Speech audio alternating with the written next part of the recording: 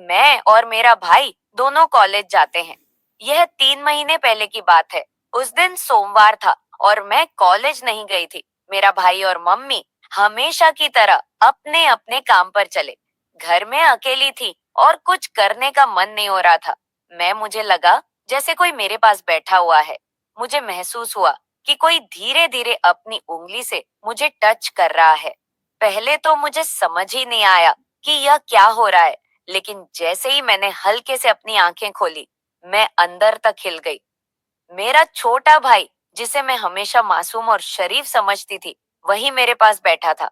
मुझे यकीन नहीं हो रहा था कि यह वही कर रहा है।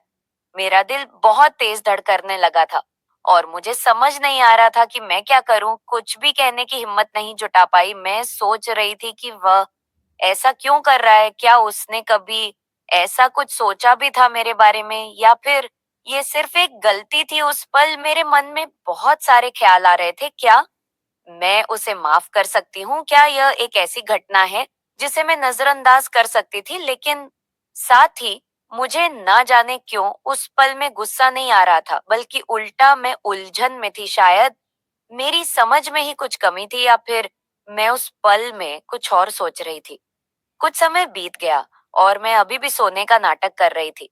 तभी अचानक महसूस हुआ कि भाई मुझे हल्के से जगाने की कोशिश कर रहा है।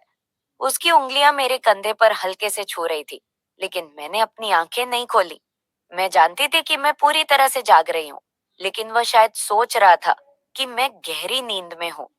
धीरे धीरे उसकी हरकतें बढ़ने लगी। पहले जहां वह बस हल्का स्पर्श कर रहा था, अब उसकी हिम्मत और बढ़ने लगी थी। मैं समझ नहीं पा रही थी कि वह क्या कर रहा है या क्या करना चाहता है, लेकिन मैं चुपचाप देख रही थी। मेरे मन में कई सवाल उठ रहे थे। यह मासूम भाई अचानक इतना बदल कैसे गया? उसने ऐसा क्यों किया? मैं समझ नहीं पा रही थी कि वह मुझे नींद में क्या खिलाने की कोशिश कर रहा था। मेरे होंठ बंद थे, लेकिन फिर भी उसने कोशिश की कि मैं कुछ खा लूं। मैंने सोचते हुए जानबूझकर अपने होंठ थोड़े से खोल दिए। मैंने ऐसा महसूस कराया जैसे मैं नींद में हूँ और मेरे हट अपने आप ही खुल गए हैं। उस पल में मेरे अंदर एक अजीब सी घबराहट थी, लेकिन मैंने उसे जाहिर नहीं होने दिया। अचानक मेरे फोन की घंटी बजने लगी। उस आवाज से माहौल पूरी तरह बदल गया। भाई तुरंत डर गया और घबराकर दूर हट गया। वो इतनी तेजी से उठा कि मैं समझ गई। उसके दिमाग में भी डर था कि कहीं मैं जाग ना जाऊं। मैंने फोन उठाया तो देखा वह मेरे बॉयफ्रेंड का कॉल था। इसको भी इसी समय कॉल करना था। मैंने मन ही मन सोचा। मैंने फोन उठाकर बड़ी मुश्किल से अपने बॉयफ्रेंड को समझाया कि मैं घर के काम में बिजी हूँ। उसका मूड भी शायद कुछ और बातें करने का था। उसका मूड भी शायद कुछ और बातें करने का था, लेकिन मैंने जल्दी से कॉल कट किया। अब मेरा ध्यान फिर से भाई की तरफ था, लेकिन वह कमरे में चला गया और मैं सोचने लगी, क्या मैं उससे इस बारे में बात करूं या इसे अनदेखा कर दूं। बहुत देर तक मैं अपने विचारों में उलझी रही। मैंने सोचा कि अगर मैं इस पर कुछ नहीं कहूंगी तो शायद यह घटना फिर से हो सकती है, लेकिन अगर मैं उसे कुछ कहती हूँ तो हमारे बीच का रिश्ता हमेशा के लिए बदल जाएगा। फिर मुझसे और रहा नहीं गया। मेरे मन में उथल पुथल मची हुई थी और मैं भाई से बात किए बिना खुद को रोक नहीं पा रही थी। उसके कमरे की तरफ बढ़ी।